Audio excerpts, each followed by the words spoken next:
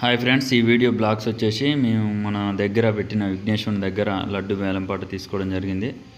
తీసుకున్న లడ్డూని ప్రసాదంగా చేసి చిన్న చిన్న ప్యాకెట్స్ ద్వారా భక్తులకి, ఇంటి పక్కన వారికి ఇవ్వడం జరుగుతుంది. ఈ లడ్డూని మేము 18,000 రూపాయలకి లడ్డు వేలంపాటలో కొనుగోలు చేయడం జరిగింది. లడ్డూని చిన్న చిన్న ప్యాకెట్లు చేసి ఎవరైతే మనకు తెలిసినటువంటి వారు ఉంటారో వారికి లడ్డు ఇవ్వడం జరుగుతుంది. మనం వినాయకుని దగ్గర పెట్టిన నవరాత్రి ఉత్సవాల్లో భాగంగా ఈ లడ్డూని పెట్టడం జరుగుతుంది.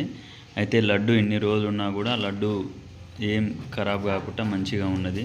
విఘ్నేశ్వరుడికి ఎంతో ఇష్టమైనది ఈ లడ్డూను విఘ్నేశ్వరుడు నైవేద్యంగా స్వీకరించిన తర్వాతకి చివరి రోజైన లడ్డు వేలంపాటలో ఎవరైనా భక్తులు ఎక్కడైనా తీసుకుంటారు.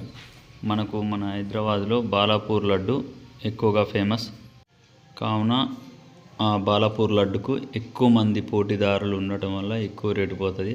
కానీ మన చిన్న చిన్న గ్రామాలలో, పట్టణాలలో పెట్టే లడ్డును ఎక్కువ డ్రా తీస్తున్నారు. ఎందుకంటే లడ్డు పాడే భక్తుల సంఖ్య రాను తగ్గిపోతుంది. డ్రా ద్వారా ఎవరైతే ఎక్కువగా 100, 200, 300 మంది రాయిస్తారో 100 రూపాయలు లెక్క పెడితే 30,000 రూపాయలు లడ్డుకు ఆదాయం కలిసి వస్తుంది. కావున ఎక్కువగా లడ్డూని డ్రాగా తీస్తున్నారు. అయితే మన దగ్గర వచ్చేసి మనం ఎప్పుడైనా లడ్డు వేలంపాట వేయడం జరుగుతుంది.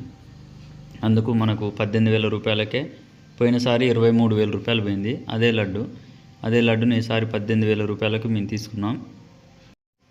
ఇది మా చందుపట్ల గ్రామం వరసిద్ధి వినాయకుని గుడి వద్ద పెట్టిన లడ్డూను ఈరోజు 80,000 రూపాయలకు పాట పాడడం జరిగింది. మా చందుపట్ల గ్రామంలో ఇంతవరకు 80,000 రూపాయలు లడ్డు ఎవరు పాడలేదు.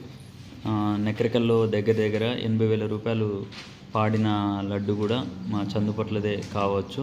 ఎక్కువగా ఎవరు పాడకపోవచ్చు.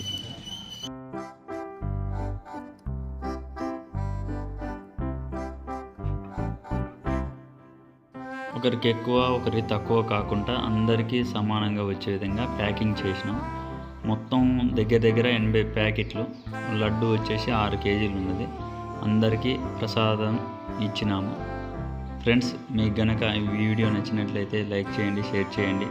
మరిన్ని వీడియోస్ కోసం మా ఛానల్ని తప్పక సబ్స్క్రైబ్ చేసుకోండి.